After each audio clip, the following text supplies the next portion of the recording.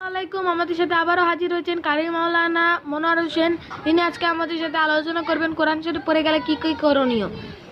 আমাদের চ্যানেলটা খুবই 1000 সাবস্ক্রাইবার খুবই কাছাকাছি আছে। আপনারা দয়া করে একটু সাবস্ক্রাইব করে দিবেন।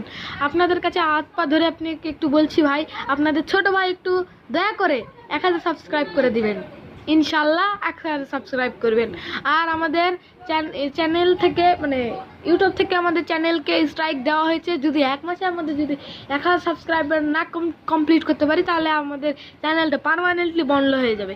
এই জন্যে আপনাদের যদি এই চ্যানেলটাকে ভালোবেসে থাকেন তাহলে দয়া করে একটু সাবস্ক্রাইব করে 1000 সাবস্ক্রাইবার করবে দেবেন। হ্যালো গাইজ, আসসালামু আলাইকুম। আজকে আমি কোরআন সম্পর্কে কিছু তথ্য দেওয়ার চেষ্টা করছি। কোরআন শরীফ আল্লাহ তাআলার বাণী। এটা নির্ভুল, সাবলীল এবং খাস আল্লাহর একটা মুজিজা। এটার কোনো ভুল নাই বা ভুল হওয়ার কোনো সম্ভাবনা নাই, অথবা কেউ এটাকে ইচ্ছা করে ভুল করবে সেটারও সম্ভব নাই। আল্লাহ সুবহানাহু ওয়া তাআলা এটাকে খাস করে রহমত আর এটাকে শুদ্ধ, সাবলীল আর সুন্দর আর সঠিকভাবে রেখেছেন এবং কিয়ামত পর্যন্ত এটা এভাবে থাকবে। আল্লাহ সুবহানাহু ওয়া তাআলা এটাকে সম্মান দিলে যে সম্মান দিবে আল্লাহ সুবহানাহু ওয়া তাআলা তাকেও সম্মান দিবে। হ্যাঁ, এই জন্য আমরা এটাকে সম্মান দেওয়ার চেষ্টা করব।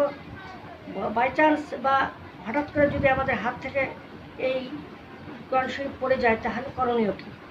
পূর্ববর্তী মানুষেরা লোক প্রচলিত কথা, এটা হাদিস বা কোরআন না, তো কোরআন শরীফকে মেপে সোনা দিয়ে দিতেন। তার পরবর্তীতে মানুষ দেখা গেছে কোরআন শরীফকে মেপে চাঁদি দিয়ে দিতেন। পরবর্তীতে এটা ছিল যে চাল দিতেন। এখন কিছুই করা হয় না। এই জন্য অন্তত সৎকা করা দরকার, যে এটা পড়ে গেল আফসোস করা দরকার, আল্লাহর কাছে মাপ চাওয়া দরকার, আর কিছু সৎকা করে দেওয়া দরকার। তাহলে আল্লাহ সুবহানাহু ওয়া তাআলা অবশ্যই আমাদেরকে মাফ করবেন। আর এটার মর্যাদা যদি আমাদের মনে থাকে, এটার মর্যাদা যদি আমাদের দিলে থাকে, তাহলে আল্লাহ সুবহানাহু ওয়া তাআলা আমাদেরকে অনেক বড় করবে, অনেক উঁচু করবেন। আর আরেকটা কথা আজকে আলোচনা করব, সেটা হচ্ছে যে কালা জাদু। কালা জাদুর ব্যাপারে কিছু আমার আগের প্রোগ্রামে দিয়েছিলাম, আজকে আরেকটা দিব, আর কিছু আমল দিব। সেটা হচ্ছে কালা জাদু হচ্ছে সাধারণত যারা করে, সাধারণত দেখা যায় বিড়াল, কুকুর বা এই ধরনের জিনিসের হাড্ডি এটা সেটা নিয়ে কাজ করে। এটা সম্পূর্ণই এটা হচ্ছে কুফরি। এটা করবেন না, এটা করলে গুনাহ হবে, জাহান্নামে যেতে হবে। এই জন্য আপনারা এই কালো জাদু থেকে বিরত থাকুন। আর কালো জাদু যারা বিড়াল, কুকুরের হাড্ডি বা এটা সেটা যে করে, তারা জেনে নিন যে পাঁচটা প্রাণীর হচ্ছে দোয়া কবুল এবং বদদোয়া কবুল। সেগুলো হচ্ছে বিড়াল, কুকুর, পিঁপড়া, কবুতর এবং চড়ুই।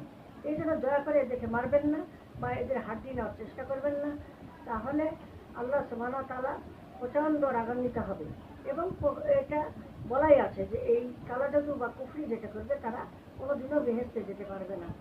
এই জন্য আমরা এটা চেষ্টা করব যে এটা থেকে বিরত থাকা। আর যারা কালা জাদুর ভিতরে পড়ে গেছেন, যারা কালা জাদু রুগী বা যারা কালা জাদু পড়েছে যার উপর, তারা এই দোয়াটা পড়বেন। তাহলে ইনশাআল্লাহ 7 বার পড়বেন, তাহলে কালো জাদু থেকে আপনারা মুক্তি পাবেন। আবরামু আমরান ফাইন্না মুবরেমুন। আমি আরেকবার বলছি, আবরামু আমরান ফাইন্না মুবরেমুন। ইনশাআল্লাহ পরবর্তী নেক্সট ভিডিওতে আবার দেখা হবে। আসসালামু আলাইকুম। কাটছি না, আল্লাহ কাটছি না।